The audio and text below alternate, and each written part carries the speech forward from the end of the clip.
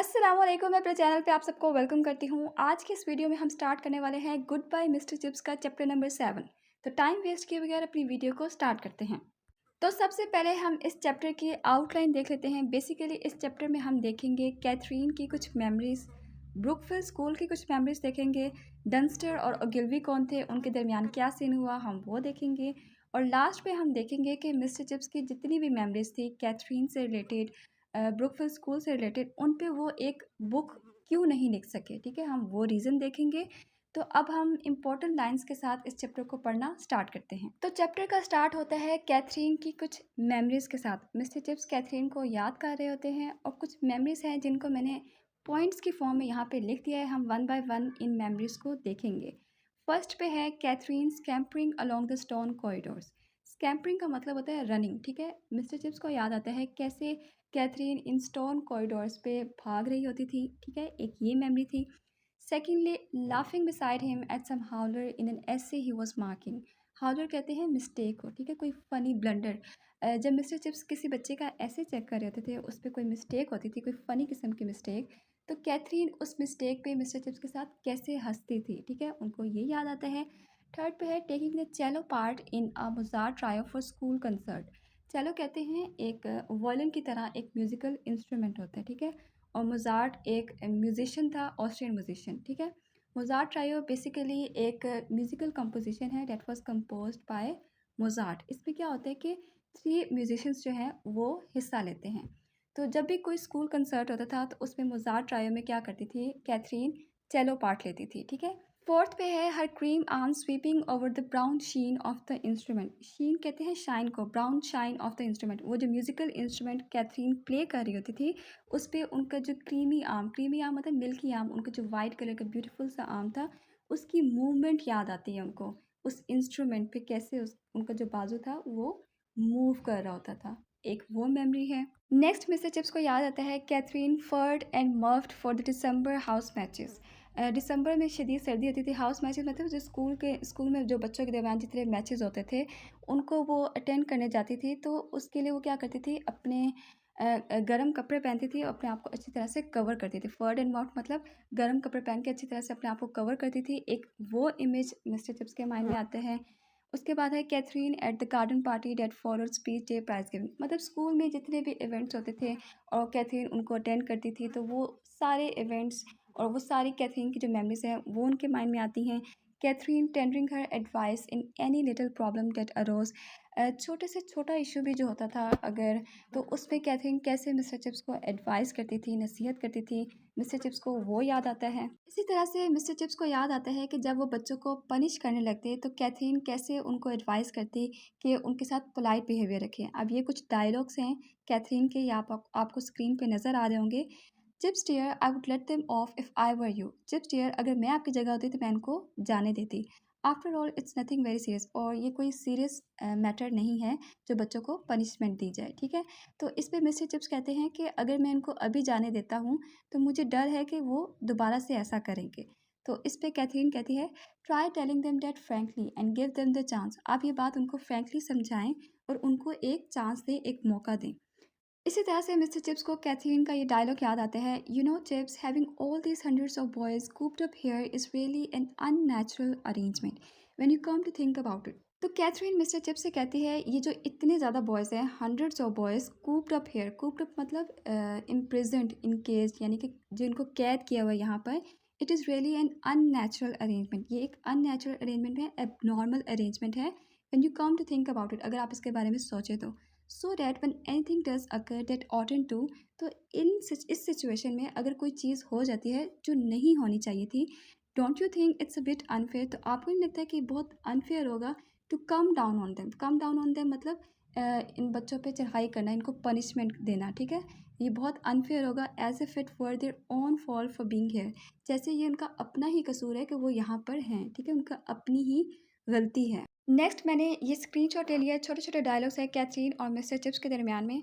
अब mister chips इस dialogue के आंसर में कहते हैं कि मुझे नहीं पता कैथी, लेकिन हमें थोड़ा सा स्ट्रिक्ट होना पड़ता है, क्योंकि एक जो ब्लैक शीप है इट कैन कंटेमिनेट अदर्स, वो दूसरों को भी ख़राब कर सकती है।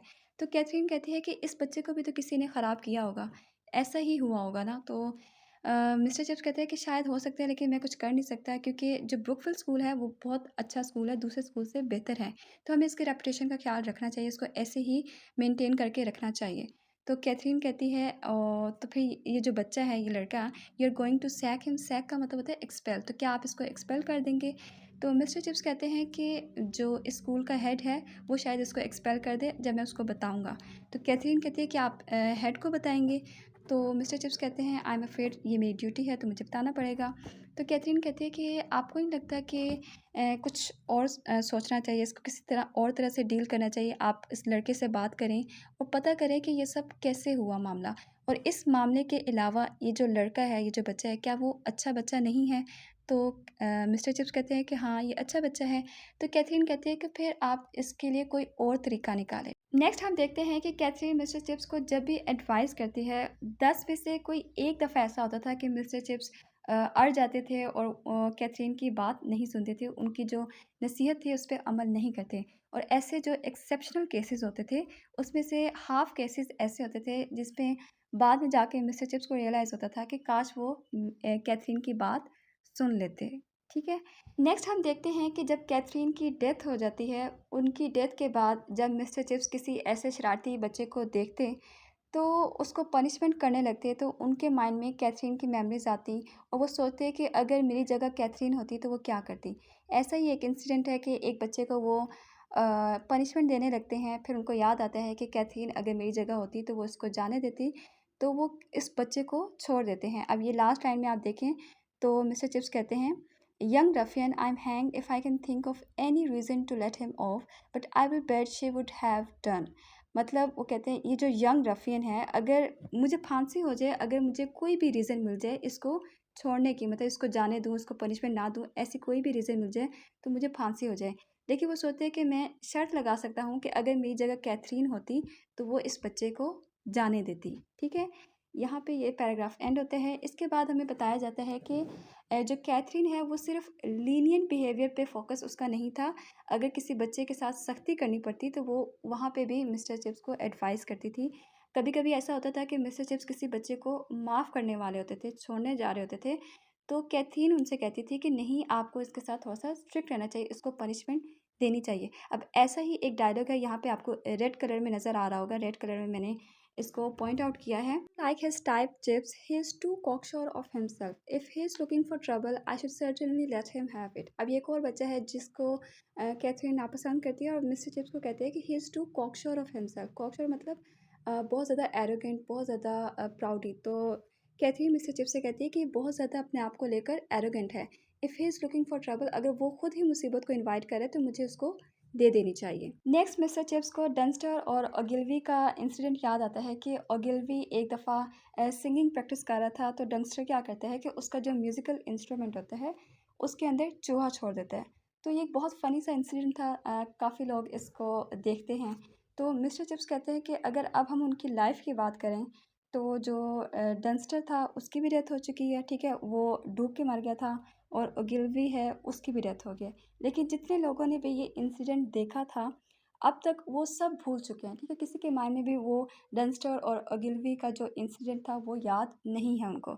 इसी तरह से मिस्टर चिप्स कहते हैं कि बाकी भी जितने भी इंसिडेंट्स थे उस स्कूल में, ब्रुकफिल्ड स्कूल में, उन सबको भुलाया जा चुका है। आहिस्ता-आहिस्ता करके लोग उसको भूल जाते हैं, इन सब इंसिडेंट्स को।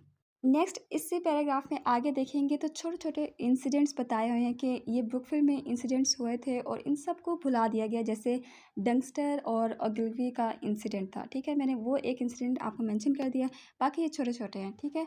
मतलब ये सारे भुला दिए गए हैं। अब मिस्टर चिप्स नेक्स्ट पैराग्राफ में देखें तो बताते हैं कि मिस्टर चिप्स अपनी मेमोरीज़ पे एक बुक क्यों नहीं लिख सक रहे थे। वो कोशिश करते थे कि जितनी भी मेमोरीज़ उनके माइंड में हैं उनको एक बुक की फॉर्म में सेव कर लें अपने पास।